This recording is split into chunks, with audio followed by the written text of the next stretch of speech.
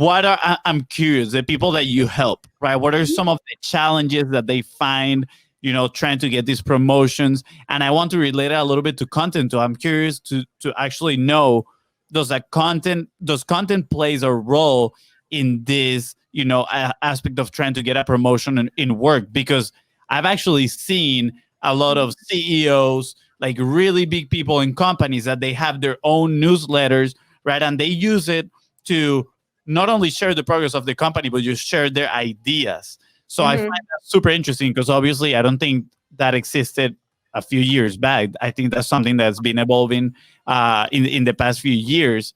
So what is that role, and what does these people that you're helping with find intimidating?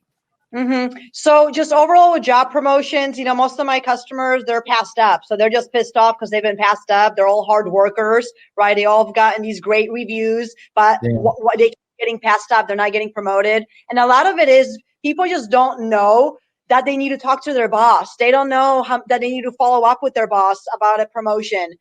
There's just certain things. I have these three pillars. It's personal power, and then it's positioning and visibility, and then performance and leadership.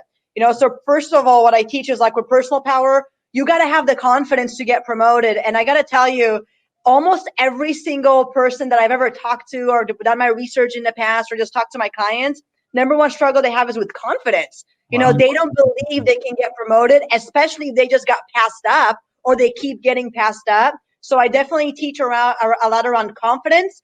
Mindset is huge, because if you don't, believe you can do it in here, you're not going to take the action. So that's super important.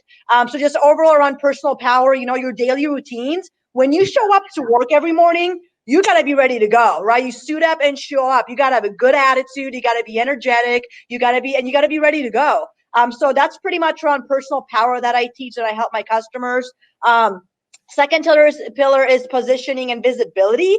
So like I said earlier, talking to your boss, knowing what to say to your boss, so that way they know that you're serious about getting promoted. Having what I call like career fast track plan.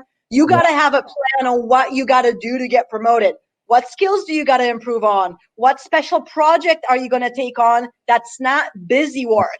Okay. No one has time for busy work, but special projects are very important to get promoted, especially the higher you move up. And just really how to be visible, right? How to stand out to the decision makers. And then lastly, performance and leadership. Performance matters. Okay. If your results suck, you're not getting promoted. It's just what it is. Performance matters. But the reason hard workers and high performers don't get promoted is because they're missing usually personal power or positioning and visibility. So I definitely teach around performance and just around being a leader and being in a management role. So those are the three pillars that I teach around. And then my program that I'm launching, Promoted Every Year Academy, that's exactly what it's about, baby.